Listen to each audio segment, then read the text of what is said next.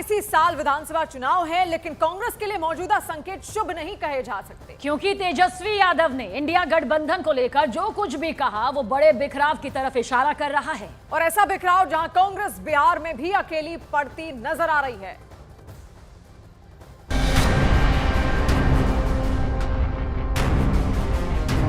राजनीति में वक्त के साथ हित बदलते हैं, हितों के साथ पार्टियां और पार्टियों के मन बदलने के साथ गठबंधन की शक्ल।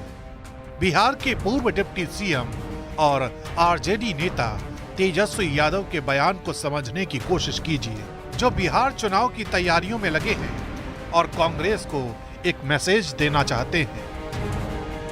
टूटा हुआ नजर आ रहा है कांग्रेस दिल्ली चुनाव में तो पहले से तय था। इंडिया अलायंस जो है वो लोकसभा के लिए, और बिहार में जहाँ तक बात की जाए हम लोग तो शुरू से साथ थे। यहाँ पे पूर्व में आप दिल्ली जा रहे हैं आपका प्रचार करने के लिए? अभी हम लोगों ने डिसाइड नहीं किया पार्टी ने कि हम लोग वहाँ चुनाव लड़ेंगे कि नहीं लड़ेंगे। सर आप बहुत अच्छे और बाद में हम लोग देखेंगे कि इंडिया गठबंधन का वजूद बिहार में समाप्ति के कगार पर है। मिलकर ये दोनों और इनके साथी दल लड़ते तब भी इनका सफाया होना तय था, लेकिन अगर ये अलग अलग लड़ते हैं तो एक एक सीट पाने के लिए इन्हें जो मशक्कत करनी होगी उसका इन्हें एहसास भी नहीं है। इतनी बात तय है कि बिहार की जनता के दिलों में न तेजस्वी यादव के लिए कोई जगह है, न उनके साथी दलों की।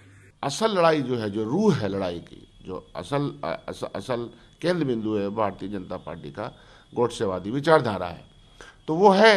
लेकिन अलग से कोई मीटिंग कर रहे हैं, वो क्या कर रहे हैं, वो तो हमने भी यहाँ भी सुना था और सुनते रहते हैं कि इनको बना दीजिए, उनको बना दीजिए।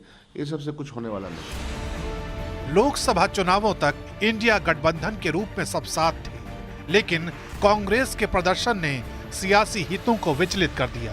विधानसभा चुनावों के नतीजे भी तेजस्वी को याद है। 2020 में कांग्रेस को 70 सीटें दी गई थी, जिसमें से सिर्फ 19 पर कांग्रेस जीती थी।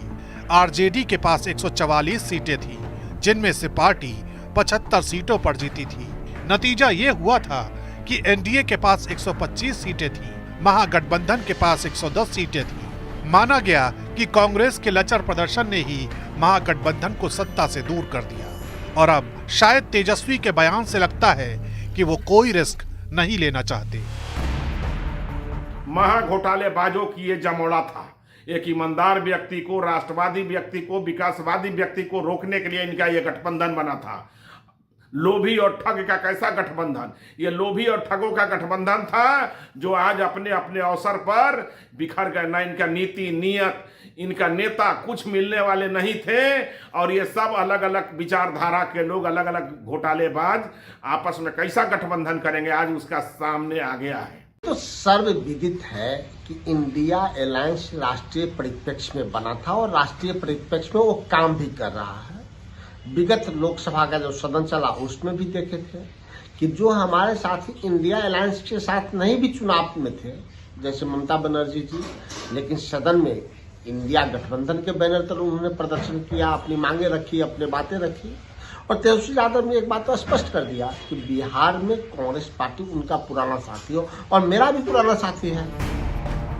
हरियाणा और महाराष्ट्र के चुनावों में तेजस्वी कांग्रेस की हालत देख चुके हैं। अतीत का बिहार चुनाव भी उनके लिए सबक है।